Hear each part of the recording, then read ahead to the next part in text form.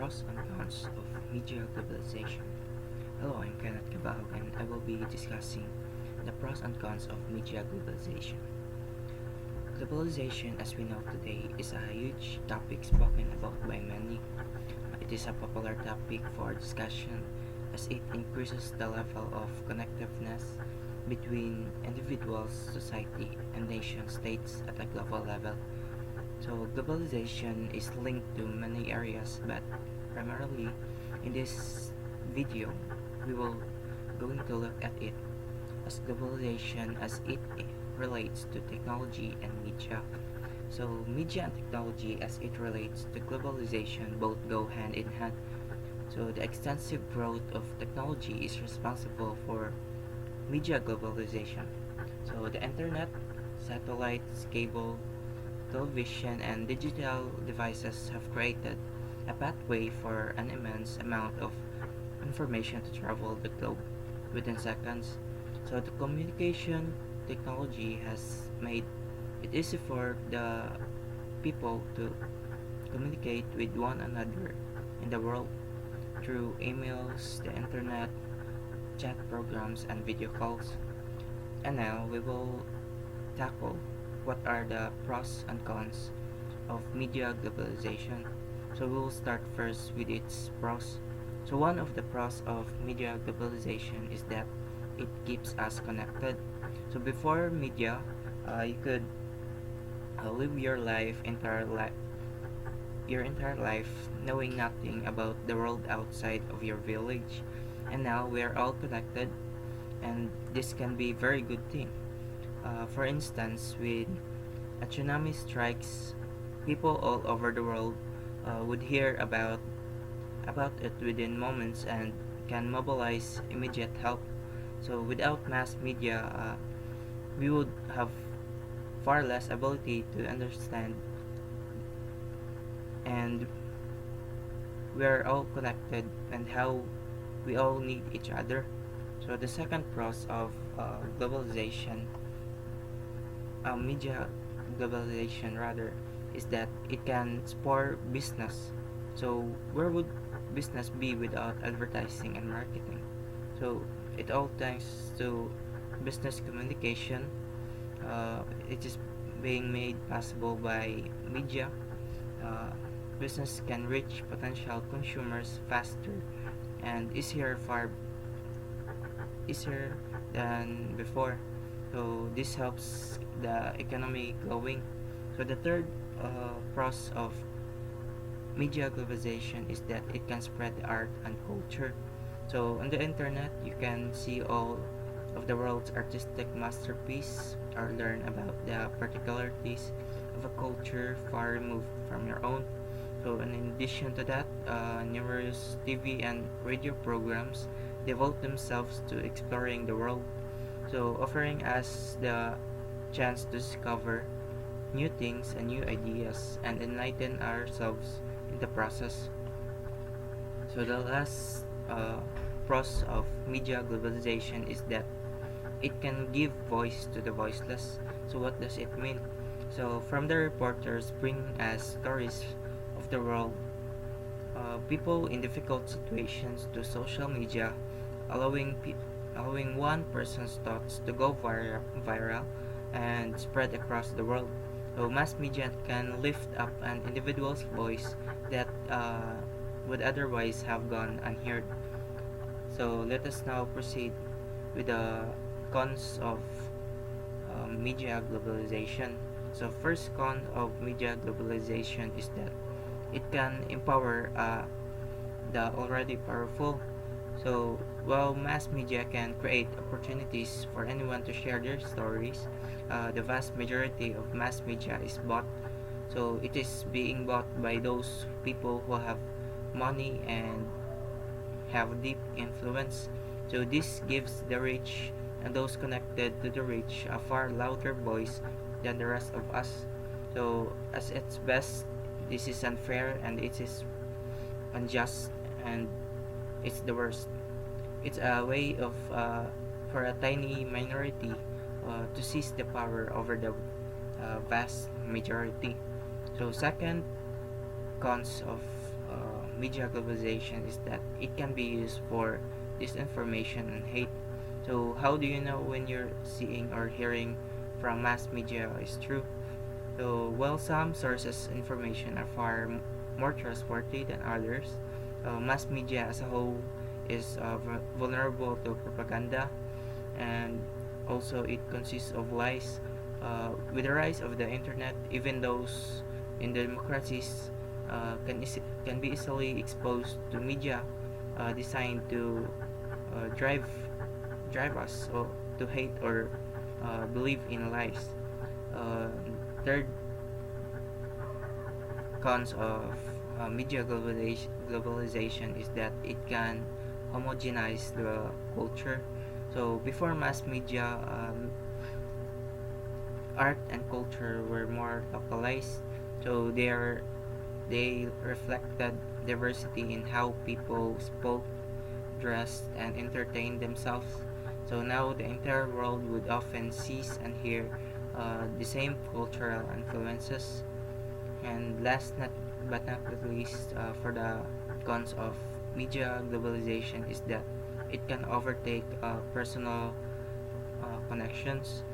So we have seen or being part of it, like a group out to dinner where everyone spends much uh, of the evening staring at their phones or gazing at TV in the corner.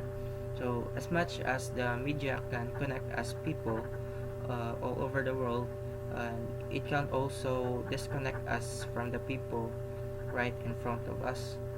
So all of that are the pros and cons of media globalization. So that would be all for my discussion.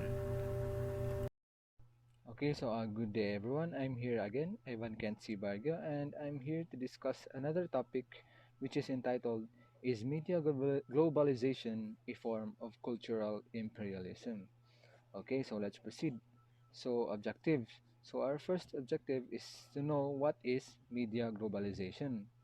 And the next one would be is media globalization related to cultural imperialism? Okay, so let's proceed. So before going on to our main topic, let us first identify or know the definition and know what is media globalization. So as the name suggests, media globalization is the worldwide integration of media through cross-cultural exchange of ideas.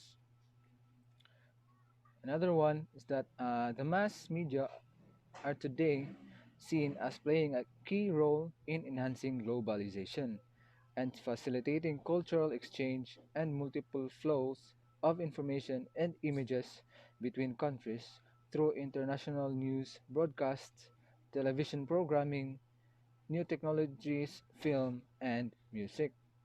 So, okay, so let's proceed. And the next one, let us also identify what is cultural imperialism. So, the term cultural imperialism refers most broadly to the exercise of domination in cultural relationships, in which the values, practices, and meanings of a powerful foreign culture are imposed upon one or more native cultures.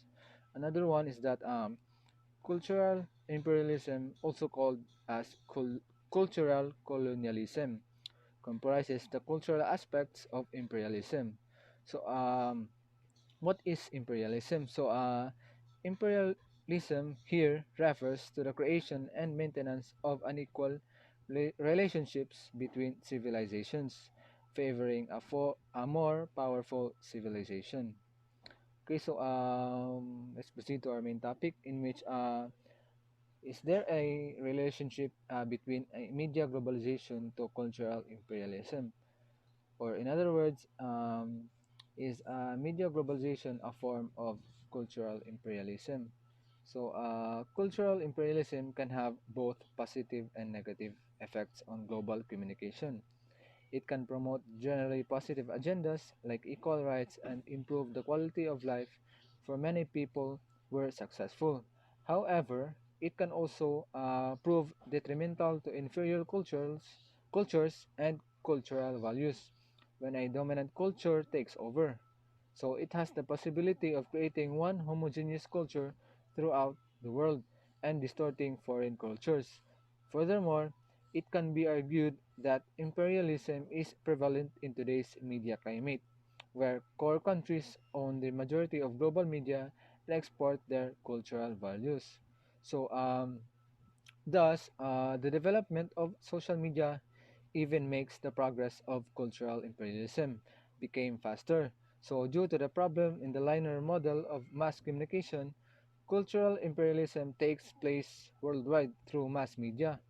Messages from mass media changes people's mosaics and then leads to crisis of local culture. So, in other words, basically, media globalization is a form of cultural imperialism because through media, culture from one country to another will be available, or other countries can have or know their another culture of a certain country because through media such as internet, TV, broadcast, and social media. So that's all. Thank you so much for listening. Bye bye.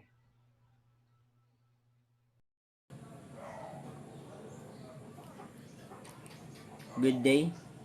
Is there globalization without media? I am Engine Cadet Bourbon Charles Joshua, and for today I will be discussing all about it. So, without cell phones, internet, or even advertisements, could there be globalization without the aid of media? Without media and communications, globalization is virtually non-existent. In several respects, the media sector is ideal for globalization, or the spread of free trade across conventional political boundaries. Since media has low marginal costs, targeting a broader market results in far higher profit margins for media companies. Shipping costs are usually insignificant for knowledge, since it is a tangible good. Finally, media's global scope enables it to be influential in a variety of countries.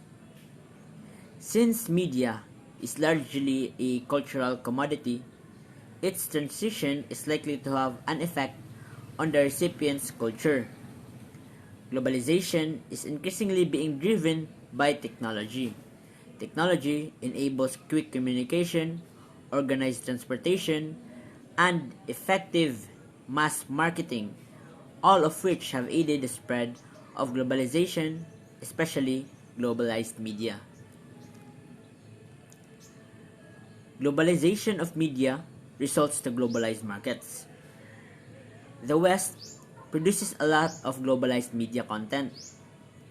Culture and media have a clear consumerist bent, which should be leading international societies to adapt consumerist values as a result of advertisements. As a result, media globalization will not only provide information to a foreign nation, but also generate demand for goods. Globalization as a global economic movement primarily refers to the lowering of economic trade barriers, but it also has a significant cultural component. The transition of culture, like the transfer of business and technology. It also promotes outside control through the influx of foreign capital into the economy. Because of this, it results in the transformation of that certain community, much like the one it is trading from, both economically and culturally. So as you can see, with both globalization of media results to globalized markets, and without media and communications, globalization is virtually non-existent, it can be said that without media, globalization is non-existent and it cannot exist. That will be the end of my slideshow for today. Thank you for listening. So, good day everyone. I'm here again, Engine Cadetesta Sowarching Karsi, your presenter for the role of media in globalization. So, without any further ado, let's start. So the objective of this report is at the end of the topic, we would know what is media, next is the role of media in globalization, and then the impact of media in globalization. So the first one is what is media? The term media defines a number of different communication formats from television media, which share information through broadcast airwaves, to print media, which rely on printed documents. The collection of all forms of media that communicate information to the general public is called mass media, including television, print, radio, and internet. One of the primary reasons citizens turn to media is for news. So the next is the role of media in globalization. Nowadays, mass media plays a key role in extension of globalization process. The media components such as television, internet, computers, and etc. are considered to have a paramount influence on globalization. Also, because of globalization process today, there is an increased access to a broad range of media, which plays a very important role in shaping human minds and has immense impact on our society's personal lives. Thus, these two equally important processes interact with each other and provide mutual assistance in the expansion of the sphere of influence. And the last one is the impact of media in globalization. Media and globalization are becoming increasingly significant day by day. It is also vital to note that globalization process is taking place in an increasingly rapid fashion all over the globe. It seems that different cultures from different countries are all intermingled in one global culture or lifestyle, if you will. Briefly speaking, concepts of media and globalization are important because they are taking place at this very moment, strongly influencing all of humanity. So that concludes my report. Thank you for listening and God bless.